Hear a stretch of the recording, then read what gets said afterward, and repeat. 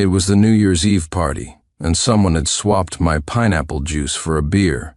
That same day, I had taken a strong antibiotic. I barely pulled through after being rushed to the ER, but when I woke up, my wife was shielding the man who did it.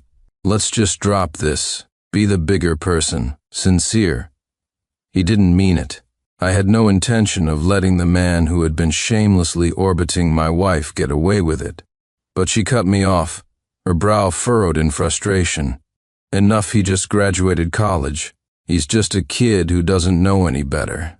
Why are you picking on him? Will you only be happy once you've ruined the rest of his life?" Seeing her protect him so fiercely, my heart turned to ash. "Then why don't you two just build a life together?" "What do you mean, build a life together? Sincere Vance, can you stop being so damn petty? What's wrong with a boss looking out for her subordinate? And you have the nerve to slander us like this. Ruining a perfectly good New Year's Eve party." My words struck a nerve. Flustered and cornered, Victoria Sterling's voice rose to a shrill shout. I let out a cold laugh and shot back. "Oh? Some looking out, that is. It even surpasses the love you have for your own husband. When I collapsed at the party, you were the one who took a step back, weren't you?" Victoria froze, then visibly forced herself to calm down, her chest heaving as she suppressed her anger. "Sincere, I know you're upset. I will punish Leo for this, I promise. I'll give you a satisfactory result, but calling the police is completely unnecessary. He just graduated. And how do you plan to punish him?" Having stared death in the face, everything suddenly seemed painfully clear. A dull throb started in my temples, and I cut through her rambling.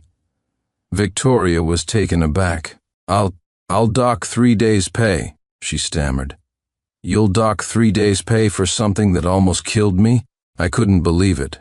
The absurdity of it almost made me laugh. Enough, he didn't do it on purpose. He's a kid fresh out of college. What money does he have? He has rent. He has to live. This is already a severe punishment. How is he supposed to survive next month? Victoria's face turned ugly, her expression begging me to back down. But I had lost all interest in talking to her. I pulled out my phone to call 911. "Just graduated? I'm sorry, but as an adult, he's responsible for his own actions." As I was about to dial the last digit, Victoria lunged forward, snatched the phone from my hand and ended the call. "Do you have to ruin his future?" she screamed. "He's so young, what does he know? I just want to tell the police the facts. He knows exactly what he did." My brow tightened as I tried to get my phone back. The atmosphere in the hospital room grew tense, a standoff between us with neither willing to yield. Knock, knock, knock. The door opened and in walked Leo, holding a fruit basket. 2 perfectly placed tears trickled down his face. He entered with a look of timid fear, and the moment his eyes met mine, he bowed deeply. "I'm so sorry, Sincere. This is all my fault. I am truly deeply sorry. Leo, come, sit down." Seeing him, Victoria rushed to his side, taking the basket and patting his shoulder. "Look at you, you shouldn't have." "Sincere is fine. Why are you crying? Don't be scared." "I'm sorry, Victoria. I've caused you so much trouble." That only made it worse. Leo's eyes reddened further as if he were genuinely terrified. His choked sob made Victoria's heart ache for him. As his eyes filled with tears, he glanced up at me. For a split second, they were full of triumph. I frowned, about to tell him to drop the act, but in the next moment he dropped to his knees in front of my hospital bed. He lowered his head, his voice cracking as he cried, "I'm sorry, Sincere, I'm so sorry. I didn't know you were on medication. I only swapped the drinks to liven up the atmosphere. I swear I meant nothing else by it." "Leo, what are you doing?" "Get up." Victoria was stunned. She tried to pull him to his feet, then turned to me, her voice laced with fury when she saw my blank expression. "He's already doing this and you still don't believe him? Sincere, when did your heart become so cold? Forgive him. Now stop making things difficult for this kid, Leo. Please get up. I can't stand to see you like this. I won. I get up not until Sincere forgives me. Tears streamed down Leo's face as he stubbornly knelt, demanding my forgiveness. A headache was blooming behind my eyes. I was tired of his performance. Seeing that I remained unmoved, Victoria strode over and slapped me hard across the face. "Sincere Vance, you son of a bitch, crack, it happened so fast." A fiery sting spread across my right cheek. That slap obliterated the last shred of affection I had for her. Victoria and I met in college. We were in the same top-tier finance program, a place where most students came from families with connections and money. But Victoria was different. She had gotten in on pure merit and planned to bootstrap her own company from nothing. Her tenacity captivated me almost instantly. It was no surprise we ended up together. I was the one who pursued her, and I learned so much from her. My family never approved of Victoria. When we graduated, they had already arranged a strategic marriage for me, assuming she was just a temporary dalliance before I came back home to the family business. But youth is rebellious. The fire I had back then is long gone. I cut ties with my family to be with Victoria. We'd been married for 3 years now, together for 5. In those 3 years, with my help, Victoria's career had flourished. There was a time she would have protected me just as fiercely as she was protecting Leo now. She once stood up to a condescending client who was trying to force me to drink, and she'd stay up late to cook for me. I truly believed we would spend the rest of our lives together. But as our finances improved, our emotional connection withered. Ever since Leo joined the company as an intern, Victoria's attitude toward me had taken a nosedive. I heard she had personally requested he be transferred to her team as her assistant. After that, she was always traveling for business or working late, and Leo was always with her. The official reason was developing his skills, but who knew what skills they were developing? It didn't take long for rumors to spread through the office that Victoria was sleeping with her assistant. My mind was drifting when another slap, just as sharp, snapped me back to reality. I slowly looked up at Victoria. She was gritting her teeth, enunciating each word with venom. Sincere, accept Leo's apology. Right now, or I will make your life a living hell. Victoria, stop, please, don't fight because of me. Leo, ever the actor, waited until after she had hit me to intervene. He then stood up decisively, a look of grim resolve on his face. Sincere, since you still won't forgive me, I'll turn myself in. I'm willing to spend the rest of my life atoning for what I did before. Either of us could react. He bolted out of the hospital room. Leo, where are you going? Don't do anything stupid. Victoria scrambled after him, but not before throwing one last threat over her shoulder. Sincere, if anything happens to him, I'll never forgive you. The door slammed shut, and the room was finally quiet. I let out a long breath, feeling an immense wave of exhaustion wash over me. Of course Leo wasn't going to turn himself in. His entire performance was designed to drive a wedge between Victoria and me. It was such an obvious ploy, but only Victoria would be naive enough to fall for it. Sure enough, a few minutes later, she posted on her Instagram story. It was a picture of the scenery just outside the hospital with the caption, "I'll always protect you." She didn't hide it from anyone. A blatant, public declaration. She never came back to see me after chasing after him.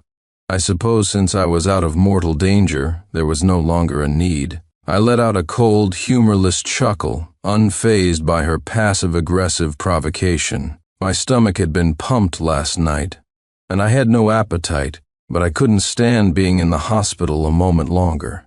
I arranged with the doctor to be discharged the next day. When I got home with my things, I found Victoria there. "You're back?" She was sitting on the sofa. The faint smile on her face vanished the moment she saw me. Her tone was cool and detached, and she didn't bother asking about my health. She clearly hadn't expected me back so soon. She had been in a good mood, but my arrival instantly soured it. For a marriage to reach this point of transparent pretense was truly pathetic. "I'm back," I replied, my own voice flat. It was then I noticed a subconscious tension in her posture. I frowned, and a moment later I heard the sound of a shower running in the bathroom. There was someone else in our home. Who's in the shower?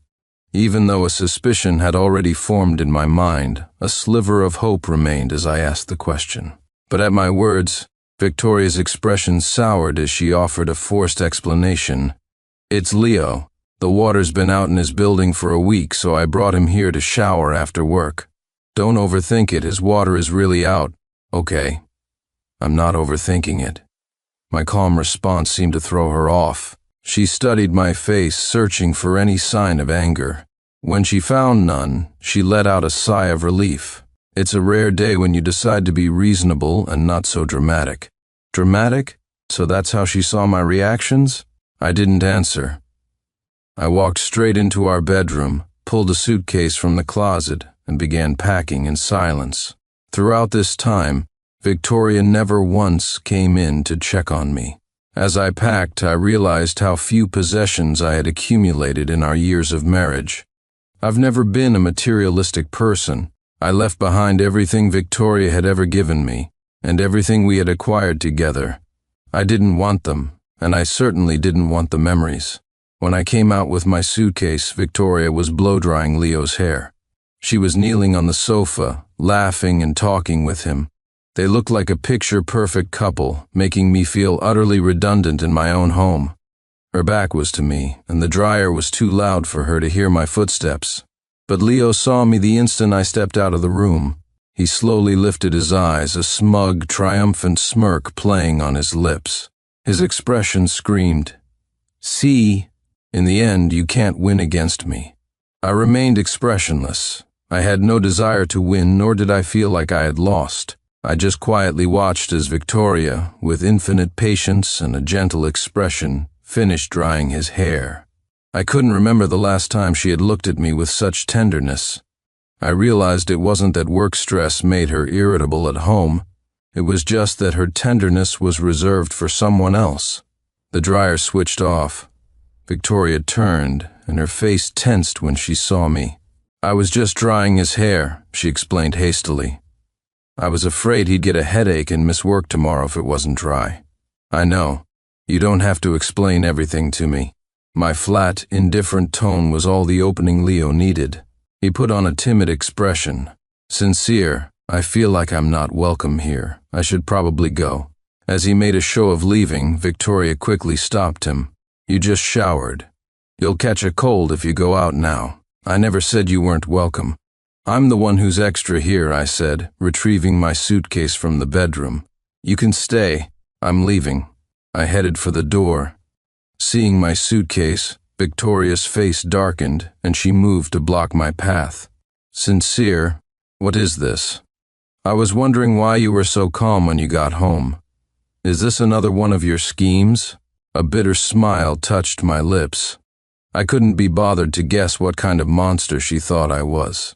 Thanks to a certain someone's manipulations, I looked at her calmly, my voice devoid of any emotion. "It's not a scheme, Victoria. Check your email. I'll be sending you the divorce agreement. You want to divorce me?" To my surprise, she didn't fly into a rage at those words. Instead, she frowned, a flicker of confusion in her eyes. "Sincere, you have no grounds for divorce. All I did was look out for Leo, and I only see him as a little brother. If you're doing this, I can only assume you never loved me and have no feelings left for me. Think whatever you want. I'm divorcing you, and that's final." I didn't even spare her a glance. Arguing now was pointless. My resolute attitude finally seemed to get through to her.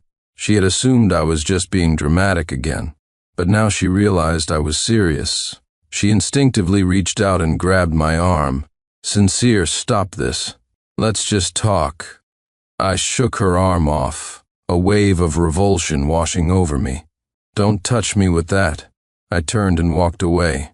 Victoria stumbled back, and her own anger flared. "Sincere, where will you go without me?" she yelled at my back. "Back to your family? Don't you forget you cut ties with them years ago. You get back here. Did I say I agree to this divorce?" I acted as if I heard nothing. I got in my car and drove straight to the office. After clearing out my desk, I went to HR to submit my resignation. Sincere, are you sure about this? The HR manager saw my stony expression and probably guessed what was happening. She held my resignation form and asked tentatively. Yes, I understood her hesitation. Everyone in the company knew I was the husband of the CEO, Victoria Sterling. Though she always maintained a professional boundary, the private gossip was unavoidable. As expected, a troubled look crossed her face. I can't really make this decision. Shouldn't we wait for Miss Sterling to get back? No need. My position doesn't require her signature for approval. Just process it. Victoria founded this company 5 years ago, and I was one of its first employees. Back then, with only a dozen people, I was a technician, a sales rep, a delivery boy. I did everything. But in the last 2 years, as the company stabilized, Victoria had kept me in a low-level position, earning a basic salary that was less than what she paid Leo, her personal assistant. The HR manager sighed. She knew that, according to company policy, my position didn't require CEO approval. She signed the form, probably just hoping Victoria's impending wrath wouldn't be directed at her. I went back to my desk, picked up my cardboard box of belongings, and walked out, feeling the sympathetic gazes of my colleagues and hearing their hushed whispers. He's really leaving? I really liked Sincere. When I first started, he was the one who taught me everything about sales. It's all because of our CEO's new assistant. She's been a little too... I heard their words, but my expression didn't change. As I stepped out of the building, I saw Victoria arriving with Leo. Her eyes landed on the box in my hands, and her face contorted with rage. Sincere, how long are you going to keep this up? You want to leave me that badly? You're even quitting the company? Sincere, calm down, Leo interjected, his tone dripping with false concern. I heard you've been with this company for years. Don't be so impulsive. I ignored him completely, not even giving him a glance. Victoria took several deep breaths, struggling to control her fury. Fine, you're dead set on divorcing me, is that it? Then let's do it. I'll sign the papers right now. Sincere, Vance, you'd better not regret this at that. I stopped walking and finally showed a reaction. Since you're signing, let's go to City Hall this afternoon. That afternoon, Victoria and I finalized the divorce. Still fuming, she left immediately with Leo in tow. I had no desire for further conversation. I was just grateful it was over so quickly. Standing outside the municipal building, I took a deep breath and pulled out my phone, dialing a number I hadn't called more than a few times in 3 years. After 2 rings, a stern, authoritative voice answered, tinged with surprise. Hello? Sincere? I pursed my lips, my voice hoarse. Dad, Mom, I want to come home. My father was silent on the other end for a long moment before he let out a cold snort. Dad, you still remember you have a father? You still remember this family? Let me tell you, Sincere, this house isn't a hotel you can come and go from as you please. I raised you to be. You answered my call so quickly, and you still have my number saved. Dad, you wanted me to call, didn't you? After all these years, I finally understood that. My father, with his sharp tongue and soft heart, had never stopped loving me. You... Before my father could deny it, my mother took the phone. Her voice was choked with emotion. Sincere, oh honey. It's enough that you want to come home. When will you be here? Don't listen to your father. His eyes are red too. He's just all talk. He's missed you terribly. Hearing my mother's voice, a pang of guilt hit me. I had truly let them down. They had sent me to a top university, hoping I would return to work for the family, eventually. Take over the business and marry a woman I loved who would also be an asset to our empire. Instead, I had a massive falling out with them over Victoria and the arranged marriage. In the 5 years I was with Victoria, 3 of them married. I never asked them for a single penny. Thankfully, it had only been 3 years. It wasn't too late to make amends. I drove home that day, Parking my modest car in the garage, I looked at the collection of sports cars and luxury SUVs and realized my hard-earned vehicle couldn't even compare to one of their tires. The butler took my luggage. After 3 years, I was back in the Vance family mansion. When I entered, my parents were already waiting for me at the dining table. Although my father scowled when he saw me, the table was laden with all my favorite dishes. My mother rushed to me, her eyes red as she cupped my face. She had clearly been crying just moments before. "You've gotten thinner. You must have suffered out there." Before I could respond, my father spoke up gruffly. That was his choice. "Didn't Victoria come with you? I never acknowledged her as a Vance daughter-in-law, and she can't even be bothered to visit me? How wonderful." His words made me realize I hadn't told them about the divorce. I had only said I wanted to come home. They had prepared themselves to finally accept Victoria into the family. They hadn't even attended our wedding, but for my sake, they were now willing to let her in. I was silent for a moment. My parents, shrewd as they were, instantly knew something was wrong between Victoria and me. My father's expression softened for a fraction of a second. "If she didn't come, so be it. Since it's over between you two, I'll be canceling all our contracts with her company." "Dad, you—" I stared at him in astonishment. My mother just smiled and patted my shoulder. "Oh, you didn't really think your father was serious when he said he was disowning you, did you? He's been keeping a close eye on Ms. Sterling's company all these years. During the last market downturn, it was our family that secretly bailed her out. That's the only reason her little company didn't go under." Her explanation revealed the truth. They had been watching over me all along. The reason Victoria's company had been so successful, miraculously, avoiding every crisis, was because of my family's hidden support. "Dad, why didn't you tell me sooner?" I sighed deeply. My father, exposed by my mother, looked slightly uncomfortable and cleared his throat. What was I supposed to do? "I'm your father. I wasn't going to let you and her starve, you troublesome kid. I'm telling you, it's good that it's over. There's a gala in a few days. You will attend as the eldest son of the Vance family and show your face people who don. And know any better might think something happened to my son. I didn't dare refuse. I had to agree. After all, what I thought was my own hard work was in fact built on their support." "Yes, Sincere," my mother added. "You should go to the gala. There's a good friend of yours from childhood. What was her name again?" "Serena.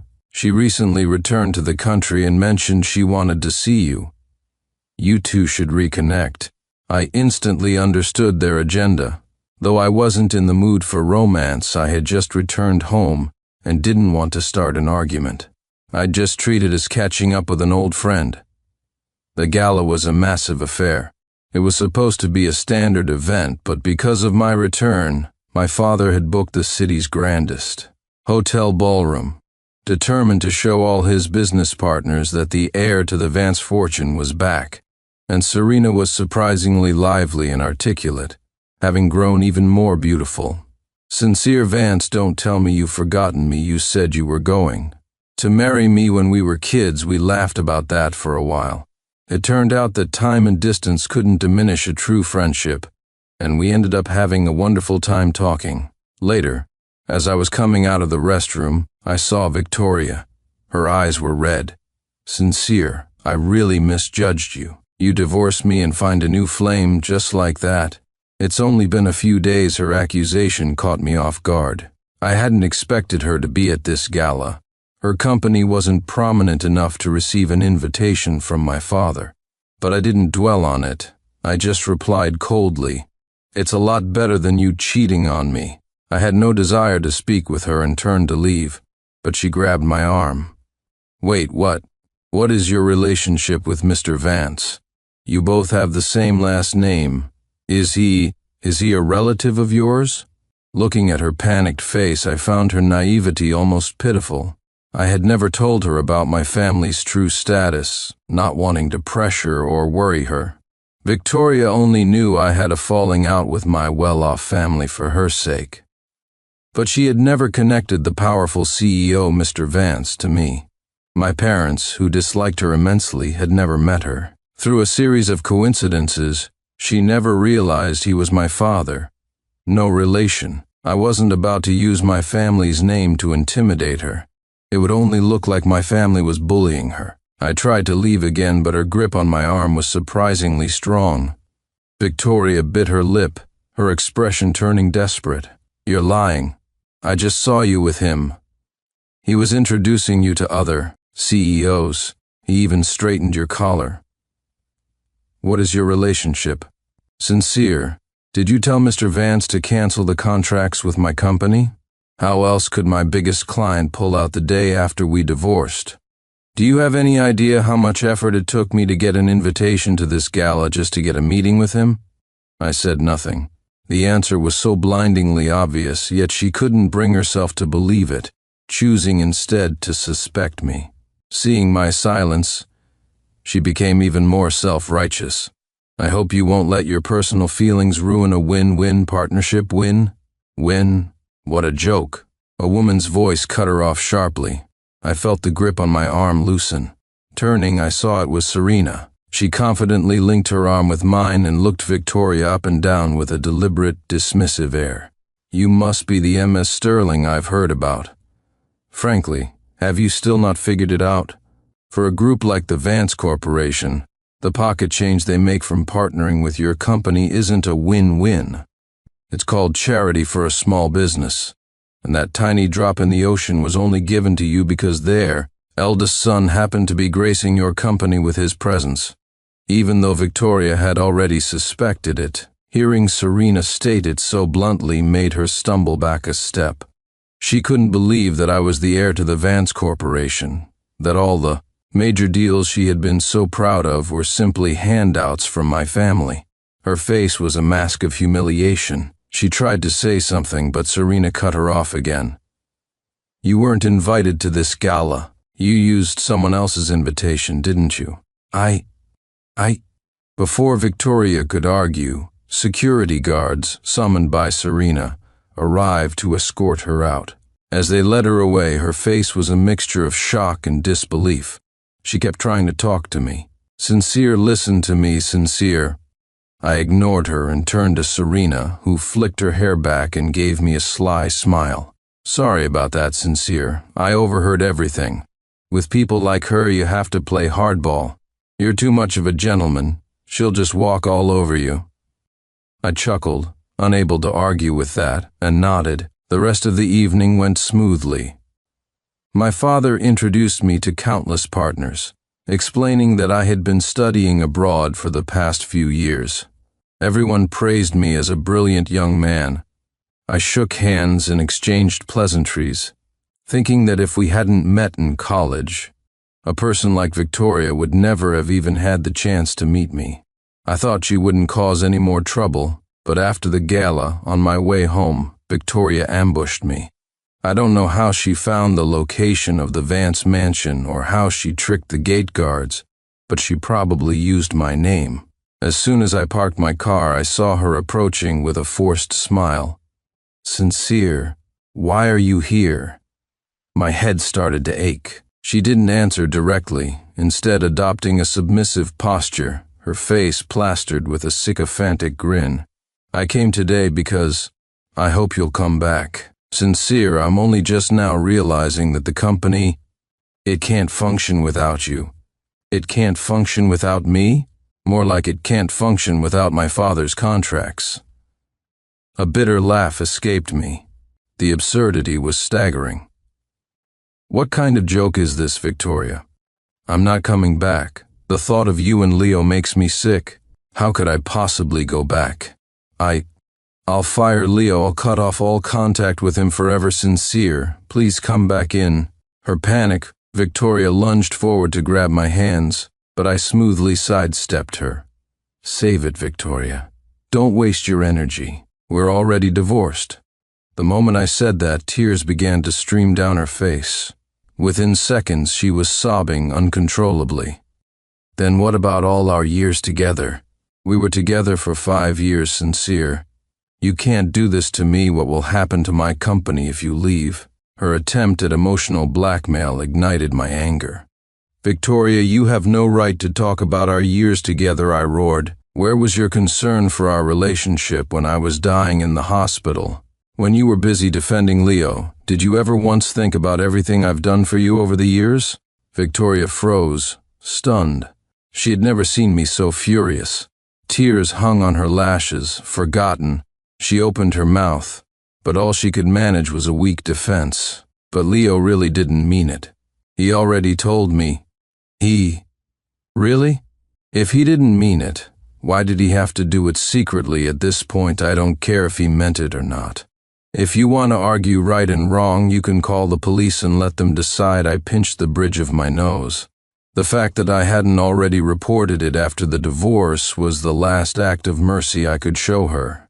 Victoria hesitated, then nodded with a look of determination. "I believe Leo, but if you insist, I will call the police. And if it turns out he wasn't trying to harm you, Sincere, you will come back with me. And I promise I will keep my distance from him from now on." I gave a non-committal shrug, only telling her to make the call quickly if she was going to do it. When Victoria and I arrived with the police at Leo's apartment, he opened the door and froze, his face a mask of panic. What's going on?" "Victoria, Sincere, I haven't done anything illegal, have I?" "Haven't you?" I asked coldly, not giving him a chance to speak. "You haven't done anything? Then why was I in the hospital?" At my words, the color drained from Leo's face. The police quickly took him to the station and began their investigation. The results came back swiftly. It was a clear-cut case of attempted murder. The company's security cameras showed Leo seeing me take my medication, then rummaging through a drawer to confirm it was the specific antibiotic that reacts with alcohol. At the party, he was caught on camera furtively swapping my juice for beer, even casting a guilty glance toward the security camera in the corner. I suddenly remembered why he had been so brazen. A colleague had mentioned that the main hall's security cameras were down for maintenance on New Year's Eve. He must have thought he was in the clear. As the police laid out the evidence, Victoria was dumbfounded. "You were trying to kill Sincere?" she demanded in the interrogation room. After rounds of questioning, Leo's initial denials had crumbled. He looked up at Victoria, his face completely stripped of the innocent, boy-next-door charm. All that remained was a cold, sneering contempt. He began to scream at her. "You idiot, why did you call the police? I thought I could use you to get away with it, and you turn around and report me. What the hell were you thinking?" "You bitch." Victoria stumbled backward, unable to believe the venom in his voice as his true self was revealed. The two of them immediately erupted into a shouting match. "You told me it wasn't on purpose. Would you have protected me if I didn't? Isn't that what you like? Me playing the victim, calling you Victoria all sweet and innocent?" Leo, now in handcuffs, seemed almost relaxed now that the charade was over. He leaned back in the interrogation chair, his eyes raking over Victoria's body with a lewd, dismissive gaze. A short, sharp laugh escaped his nose. "You just wanted to sleep with me, didn't you? What did you say?" Victoria eventually emerged from the interrogation room in a daze, completely shattered. I heard the argument had escalated until she tried to attack him and had to be pulled out by an officer. With the truth revealed, there was nothing more to say. I nodded to a nearby officer. "I'll be going now, officer. Please contact me if you need anything else." I turned to leave, but I had only taken 2 steps when Victoria threw her arms around me from behind. Her grip was tight. Not wanting to make a scene in front of the police, I sighed. "Victoria, let go of me. Sincere, I was wrong. I really know I was wrong. I'm begging you, come back with me. I misjudged you. It was all my fault." Victoria's voice was a choked sob, her arms tightening around me. "I have no reason to go back, Victoria. I find you disgusting." My voice was ice. I reached down and slowly pried her fingers off me, one by one, until I was free. Victoria let out a desperate guttural cry and scrambled to block my path. I didn't I never did anything with Leo that crossed the line. You have to believe me. I only looked out for him because he looks so much like my first love from high school. Look, I brought a picture to show you. Her hands trembled as she pulled out a faded photograph I had never seen before, trying to prove her point. I stared at it, unmoved. That was no excuse for the hell she had put me through. Please, she wept, making promises she couldn't keep. Please come back, Sincere. I'll be so much better to you. I'll make everything up to you. It's too late, Victoria. I can never accept you again. From now on, let's just go our separate ways. Don't contact me anymore. I pushed past her without hesitation and walked out of the station, leaving her to her broken sobs. After that day, Victoria didn't give up so easily. She tried to win me back through sheer persistence. She even declared that she would let her company go bankrupt before she would stop trying. I had nothing left to say to her. My family wouldn't resort to such low-handed tactics. We had simply ceased all business with her company. The only reason they had partnered with her in the first place was because of me. Without that connection, why would the Vance Corporation bother with her when they had far better options? It was a simple business decision. Perhaps Victoria thought that if I returned, my family's influence would instantly allow her to rebuild her empire, making her grand promises feel painless and empty. Without my family's contracts and support, and with her own heart no longer in it, her company soon dwindled to nothing, teetering on the edge of bankruptcy. Victoria started waiting for me outside my family's estate, ambushing me at every opportunity. Once, she even caused a scene at the Vance Corporation headquarters, screaming that she was the Vance family's daughter-in-law before being dragged out by security. Sincere Vance, I'm telling you, you can't get rid of me. I won't give up on you. I really know I was wrong. What more do you want from me? As she was being taken away, her eyes, blazing with a terrifying, obsessive light, were locked on me. I was beyond tired of it. To escape the drama, Serena and I left the country. After that, I never saw Victoria again. During our time abroad, our bond deepened, and both our families were thrilled with our growing relationship. Eventually, I proposed to Serena. The wedding was an extravagant affair, attended by nearly every major figure in the business world and swarmed by media. It was broadcast live back home. Surrounded by blessings, I exchanged rings with Serena, filled with an indescribable happiness. The next time I heard news of Victoria, it was of her death. She had committed suicide, not long after my wedding. She had seen the live broadcast of the spectacular wedding on television. In a fit of rage, she had smashed her TV. After neighbors complained, she was taken to the police station and counseled for several days. She seemed to have returned to normal when she went home, but the next day, she was found dead in her living room. She had finally given up. After leaving a letter, she ended her life with the same combination that had almost ended mine: pills and alcohol. When I returned to the country, the police gave me the letter. I opened it. Inside was a short, simple note of apology and blessing. I'm sorry, Sincere. I was wrong about everything. I hope you can be happy. Congratulations on your marriage. If there is a next life, let me be the one to pursue you. If there is a next life, Victoria, I hope we never meet again. I read the letter, a storm of complicated emotions swirling inside me. Then I set it on fire, and with it, I said a final goodbye to the past.